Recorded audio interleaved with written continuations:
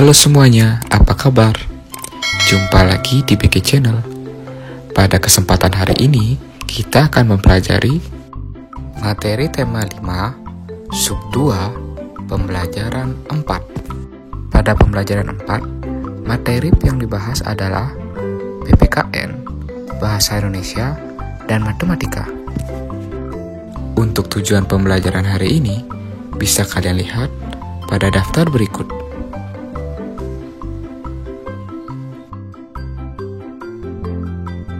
Seperti biasa, sebelum kita memulai pembelajaran hari ini, mari kita berdoa terlebih dahulu agar pembelajaran hari ini berjalan dengan lancar dan lebih bermakna. Berdoa dipersilakan.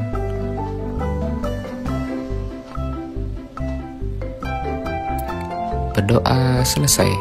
Nah, mari kita mulai pembelajaran hari ini. Indonesia mempunyai pahlawan-pahlawan nasional. Mereka bekerja keras memperoleh kemerdekaan Indonesia.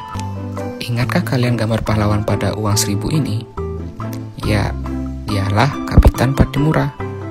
Nah, hari ini kita akan mempelajari sejarah beliau, bagaimana perjuangannya melawan penjajah. Mari kita baca bersama-sama teks Kapitan Pattimura. Kapitan Pattimura adalah pahlawan dari Maluku. Beliau lahir pada 8 Juni 1783 dan meninggal pada tanggal 16 Desember 1817. Pattimura bangkit memimpin rakyat Maluku melawan kekejaman Belanda. Pihak Belanda menguasai perdagangan rempah-rempah di seluruh kepulauan Maluku. Rakyat diharuskan menjual hasil pertaniannya dengan sangat murah dan bahkan harus menyerahkan beberapa bahan pangan kepada Belanda.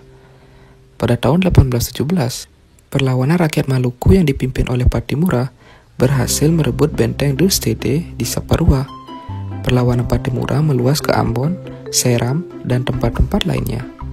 Setelah berulang kali kalah melawan pasukan Pattimura, Belanda akhirnya meminta bantuan pasukan dari Jakarta.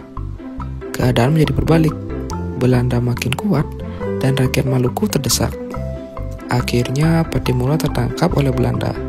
Dan pada 16 Desember 1817, Kapitan Pattimura menjalani hukuman mati di tiang gantungan, tepatnya di depan benteng Victoria di Ambon. Begitu mengharukan perjuangan Kapitan Pattimura merebut kemerdekaan dari penjajah. Nah, berdasarkan teks barusan, jawablah pertanyaan-pertanyaan berikut.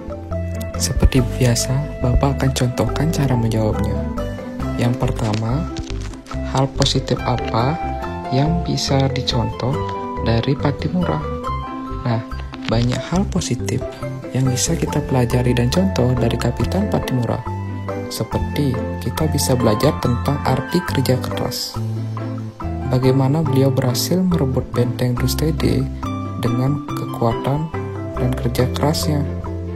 Lalu, kita bisa mempelajari sifat pemberani dan perkasa.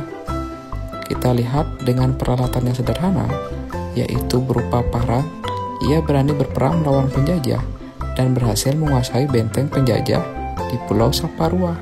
Kamu bisa mencari hal positif lain yang bisa kamu contoh dari Pattimura. Berikutnya, bagaimana perjuangan yang dilakukan oleh Pattimura? Nah, perjuangan yang dilakukan oleh Pattimura adalah beliau memimpin rakyat Saparua melawan penjajah Belanda. Nah, dalam perjuangan menentang Belanda, ia juga menggalang persatuan dan kesatuan dari berbagai masyarakat di wilayah tersebut. Nah, untuk soal lainnya, silakan kalian cari tahu berdasarkan teks yang baru saja kalian baca. Selamat mengerjakan. Coba juga jawab pertanyaan-pertanyaan berikut ini berdasarkan teks Pattimura yang tadi. Nah, setelah kamu tadi membaca teks Pattimura dan sudah mengetahui sikap-sikap yang dimiliki Pattimura, sekarang coba kamu tulislah contoh sikap tersebut yang bisa kamu gunakan dalam kehidupan sehari-hari. Sebagai contoh, tadi Bapak sudah menyebutkan salah satu sikap yang dimiliki oleh Kapitan Pattimura adalah kerja keras. Nah, contoh sikap kerja keras yang bisa kamu terapkan dalam kehidupan sehari-hari adalah sebagai seorang siswa, kamu harus bekerja keras dalam belajar agar bisa meraih cita-cita kamu. Kemudian, sikap lain yang dimiliki oleh Pattimura adalah sikap yang berani. Nah, berani di sini dalam kehidupan sehari-hari bukan berarti kamu dalam hal berkelahi, tapi berani misalnya berani dalam mengemukakan pendapat atau berani membela kebenaran jika kamu merasa itu benar. Nah, silahkan cari sikap-sikap lain yang dimiliki oleh Patipura dan yang bisa kamu terapkan dalam kehidupan sehari-hari. Selamat mengerjakan. Bagaimana dengan kamu? Apa kamu sudah mengamalkan nilai-nilai Pancasila sila kelima dalam kehidupan sehari-hari? Coba kamu uji kejujuran kamu dalam menerapkan sila kelima Pancasila dengan menjawab pertanyaan-pertanyaan berikut. Ingat, jawablah dengan jujur. Misalnya, untuk nomor 1, sikapku yang sudah sesuai dengan sila kelima Pancasila. Nah, misalnya kamu memiliki sikap yang adil. Kamu bisa tulis, sikapku yang sudah sesuai dengan sila Pancasila adalah sikap adil. Alasannya, silakan kamu sertakan. Lalu nomor 2, sikapku yang belum sesuai dengan nilai sila kelima. Misalnya, sila kelima mempunyai sikap bekerja keras, tapi kamu memiliki sikap yang malas. Kamu tulis, sikapku yang belum sesuai adalah sikap yang malas. Nah, untuk nomor 3, rencana perbaikan yang akan kamu lakukan untuk menanggulangi sikap malas kamu. Silakan tulis kira-kira perbaikan apa yang bisa kamu lakukan untuk menghilangkan sikap malas tersebut. Nah, selamat mengerjakan. Berikutnya kita akan membahas materi matematika. Amati ketiga pasangan garis berikut. Nah, presentasikan 3 sifat garis tersebut. Hal-hal yang perlu kamu presentasikan adalah contoh dalam kehidupan sehari-hari penggunaan garis-garis tersebut. Kemudian, bagaimana garis tersebut bisa terbentuk dan bagaimana sudut yang terbentuk. Nah, Bapak contohkan untuk garis yang pertama. Kita lihat garis yang terbentuk adalah garis berpotongan tegak lurus. Kemudian, sudut yang dihasilkan atau yang dibentuk adalah sudut siku-siku. Dan salah satu contoh penggunaan bentuk garis tersebut dalam kehidupan sehari-hari adalah bisa kamu lihat pada rangka rambu lalu lintas. Bentuknya membentuk sudut siku-siku yang besarnya 90 derajat. Kemudian garis kedua adalah garis sejajar atau garis paralel. Garis ini terbentuk dari 2 garis panjang yang tidak saling bertemu. Garis ini tidak membentuk sudut. Dan salah satu contoh penggunaan bentuk garis ini dalam kehidupan sehari-hari adalah pada rel kereta api. Yang ketiga adalah garis berpotongan juga, tapi garis berpotongan tidak tegak lurus.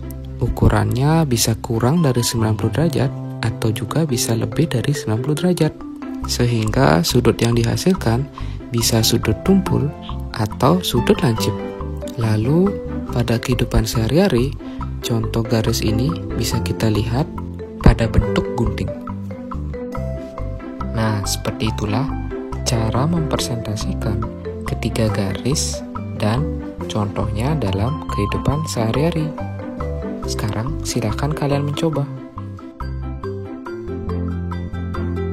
Demikian untuk pembelajaran hari ini. Bapak harap apa yang sudah dijelaskan hari ini bisa kalian terima dengan baik, kalian mengerti, dan kalian resapi. Jangan lupa jaga selalu kesehatan di rumah, rajinlah belajar. Kita akan bertemu pada video pembelajaran berikutnya. Akhir kata Bapak ucapkan, sampai jumpa.